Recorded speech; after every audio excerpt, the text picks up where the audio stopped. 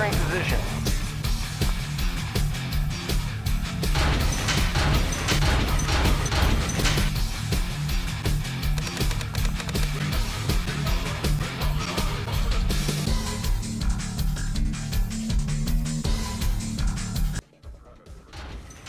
Your feeling of helplessness is your best friend, savage.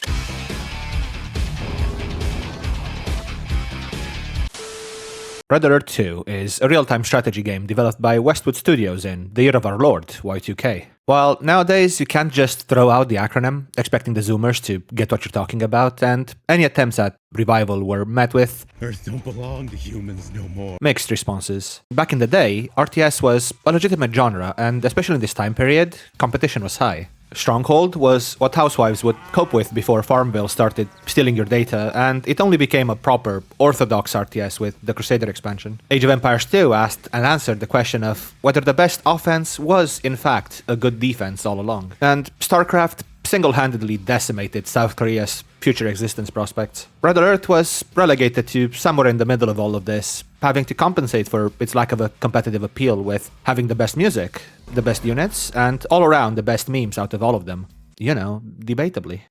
So why didn't you cover Red Alert 1 first, Cake? There's reasons. Red Alert 2 takes place in a universe very similar to ours, where the only thing that actually managed to escalate the Cold War was fucking bald Jafar, and his plan was, obviously, taking over the Allies' time machine.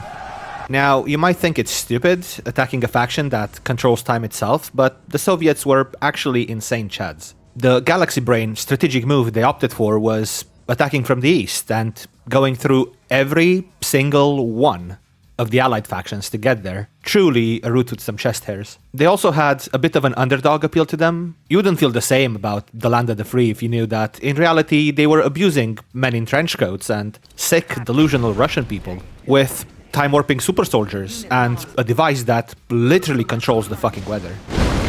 On the other side, the Soviets also felt confident in their military prowess, seeing as they had access to balloons and dudes in tinfoil. I've heard a lot of people calling the graphics dated, and I completely disagree. Most of them couldn't figure out how to fix the resolution properly. You open that any file and hit a sweet spot between 1080p and that holy 1366 over 768, the game looks crispy clean to this very day. Sure, some sprites might be a bit on the Eastern European side, but you're not supposed to look at these buildings. Thank God for urban landscaping. There's a very distinct difference between units and buildings of the two available factions in the base game. Westwood might look a bit biased when the Allies are so technologically advanced, while the Soviets are clearly stuck in the past, both architecturally and politically. You can tell any unit apart at a glance, even when it's the exact same unit technically, something which is extremely important in an RTS game. There's not much to talk about, but I felt like playing defense a bit. There's games from that time period and last fucking year that look much worse than this. Dated means it doesn't hold up. This holds up great. But you're not here for the visuals, are you? You're here for the music, and I shouldn't even have to mention it. And no, Carl, it isn't just Hell's March that's a banger. Every single track in this game is amazing. Reinforcements are annihilate. Unit ready of justice.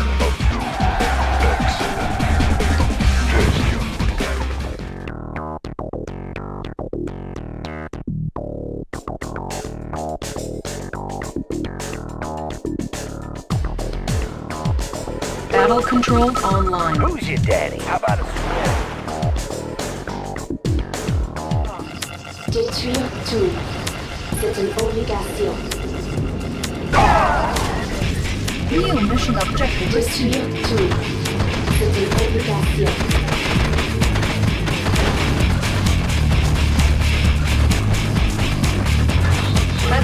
It makes even waiting for currency drops to feel hyped. So what about the other sounds?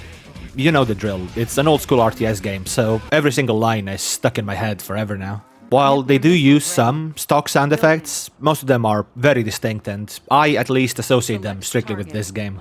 Warning, nuclear missile launched. It's very easy to close your eyes and still know what's going on the screen. Unit lost. Unit lost. Unit lost. All the units have multiple callouts when you select them or give them a specific order. Unit reporting. Commencing assault.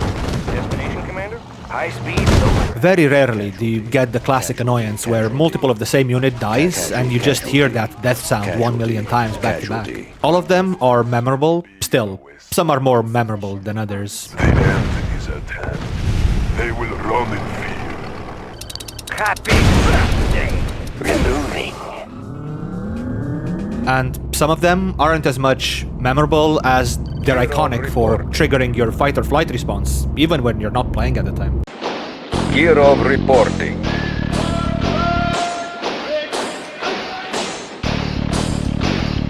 Gameplay. Listen, any 2-bit games journalist can tell you about build orders and competitive meta and whatever. I'm not about that here, and it's mostly because Red Alert 2 was not devised. It was not constructed for multiplayer. The game is as balanced as the stock market. Sure, the dogs are the same, but that's where the balance starts and ends. You get 5 grizzly tanks as allies and only 4 rhinos to compensate for rhinos being stronger, but in reality, whoever controls their tanks better will win 5 to 10 every time. You can spam conscripts off of 8 barracks, but my 10 deployed GI wall is less a group of people and more a single cohesive meat grinder. So then what do you do with the conscripts? Well, you repossess state property, of course. Now, your 6 red boys are worth 30 of anything else on the map. Except for air. Normally, with RTS games, there's a rock, paper, scissors meta, up until and including the bullshit end units, where you have to scout and strategize against your opponent, build counters, improve unit composition, maybe even harass and forward your base. But this isn't StarCraft. This is real life. Red Alert 2 is a special little man, so every unit is both good and bad against everything else. There's nations in this game, and they act to fool you into thinking the game is deep and strategic. Let's look at allies. Worst Korea has Black Eagles. They replace the normal Harriers everybody else has by costing the same, building in the same amount of time, and having essentially the exact same stats except for around 33% more HP and damage. You'll feel most of that in the 33% extra damage they deal when they crash land into the enemy base. The British have snipers. These bad boys have a whopping Greg Sub extra range compared to the Seal and take 2 lunch breaks in before attacks.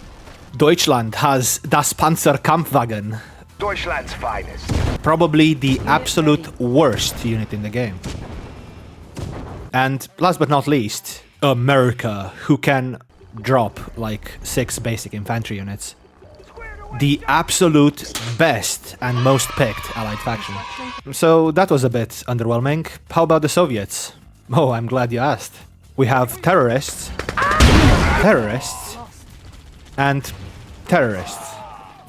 Oh, and Mother Russia, with its melee Tesla tanks that I honestly forgot were part of the base game. So then obviously you pick Russia then, right? Wrong. See that army coming towards your base? What if I were to move this one uranium boy in the way and press D? There's probably memes related to every single unit. What happens when this tiny clown car sprints towards your base and you forgot to place any defenses? You panic. What's the best source of money in the game? Well, you see, the Chrono Miner can harvest merely half of the currency of the War Miner, but it teleports and counters terror drones. The War Miner gets double the currency and beats a Prism tank one-on-one. Let's break it down, mathematically. The best source of income in the game is this dude, dressed like a cow. Building infiltrated. Cash stolen. You probably shit your pants at least once when you heard that Kirov reporting. sound, but one rocket boy is all you need to send it packing. Ah yes, the Apocalypse tank. Very strong, very high damage. Virtually no weaknesses, since it can attack both land and air units at high range. Why is it so slow though? What about naval combat? Well, it's very animal-based. Your ships can get raped by tentacles, if you're more into hentai, but the allies aren't exactly beneath Eastern degeneracy either. Some say the Dreadnought is the best artillery unit in the game. I say, what good are rockets if there's nothing to shoot? This is the best AA in the game, but what if I were to just not? They didn't think this one through. The base game is a bit barren, and you can kind of feel it in the campaign as well. Sure, the memes are there. the FMV sequences are all still amazing to this day. Dr. Einstein, you still there? I am here. One moment. You know, of course, that war, it is not my vocation. Unit promoted. Construction complete. Unit promoted. Maybe not quite as good as the Team Curry ones, but campy and fun. There's some nice set pieces, but they fall a bit short in the later missions. And you can tell they ran out of ideas with the Soviet campaign. Sure, it has the better characters at first, but then they just kinda disappear. You are not really planning to use much Russia. Select target. All units under attack. And then they remember this was a Cold War meme, so you get a boring mission where you have to take out a fucking chronosphere in the middle of a Prism Patriot minefield. Good luck. Yuri's Revenge is the expansion to Red Alert 2. It's not part of the base game, it leaves that experience tight and unmolested. Much like the Elden Rings before it, it's a standalone game in its own right, with 2 new campaigns, plenty of new maps, plenty of new and improved units for the existing factions, and a new, more questionable faction. The new units address some of the imbalances. For example, closing a game as the Soviets in a true-to-life manner was a bit of a slog. Artillery helicopters might look scuffed when deployed, but it solved this issue quite handily. The Allies' weakness used to be attributed to their weak early game and lack of tools while building tech. Guardian GI fixes this issue by being an infantry unit that doesn't suck ass against tanks. They are also completely immune to being crushed, which they make very clear. Except they're fucking liars, since the all-new War Fortress doesn't exactly take no for an answer. You can get 5 of these bad boys going, fill them up with SEALs and Guardians, right-click the enemy base and play Tetris while we wait for the victory screen. Did I say the new units help with game balance? The new faction, Yuri, is what sci-fi bros think the world will look like in 2030. They solved the arms race between the old guard with their barbaric, primitive methods of funding the war effort with the proper, God-approved organic method. But it's a different world out there, and they understood that some people might just not be ready for this open attack on current societal norms, so they provide an alternative solution. They're not as broad as the other races, but they compensate for that by being completely fucking horseshit. Do you like the priest in Age of Empires 2? Do you remember getting PTSD and anxiety hearing that mirific sound? Well, Yuri is the way to go. But Cake, they already did that in the base game with Psychic Commandos. They did, but here they tripled, no, quadrupled down. Mind control units, mind control towers with basically no cap, tanks that make units go berserk, a fucking tank that can single-handedly teach you the meaning of true communism. They might have gone a bit overboard. If you don't want to succumb to playing the game on easy mode though, they do provide a variety of other, even more bullshit units. Initiates are their base infantry. They're already stronger than the other 2, but if you garrison them, they become a super weapon. Gatling Tank is a 2-in-1 monstrosity that turns infantry into memories and air into ground. They're also the only unit in this game, other than the ones that can attack you psychologically, that can attack you physically instead.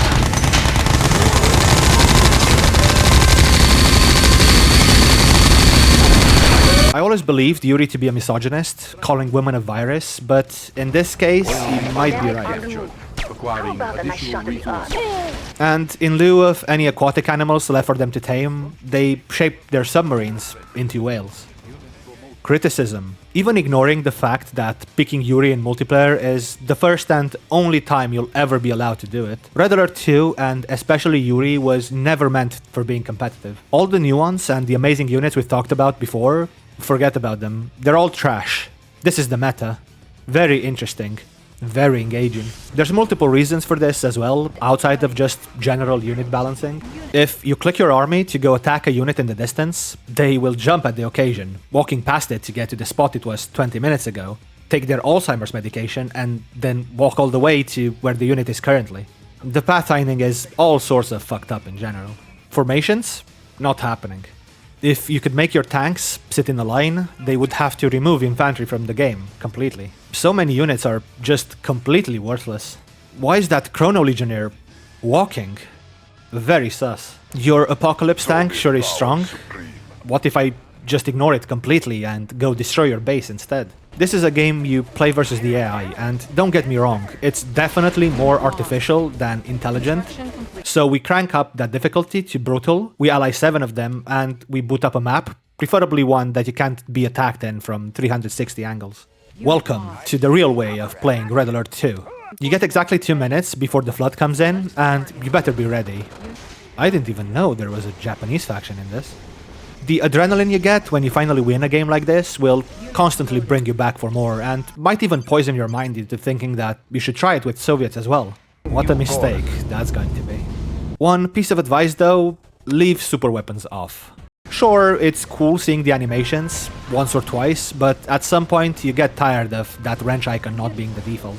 It's also worth saying that even like this, you can become a bit too competent at fighting the default AI. But there's enough mods out there to fix stuff like this that you will never find the end of that rabbit hole. Red Alert 2 is an amazing game, and I love it to pieces. To this day, and especially with my more developed frontal cortex compared to when I was 8, it's one of the best tower defense games you can play. The campaign will at least give you a chuckle to compensate for the boredom you'll get waiting for that fucking miner to get back to work, and the music is something that I still listen to almost every day. I do remember it making me very excited for the sequel, and I also played the shit out of that. Haven't touched it in a while though, but I might just do that, sooner rather than later. Next time, we're gonna play New Vegas in space! And with that, I'll see you next time.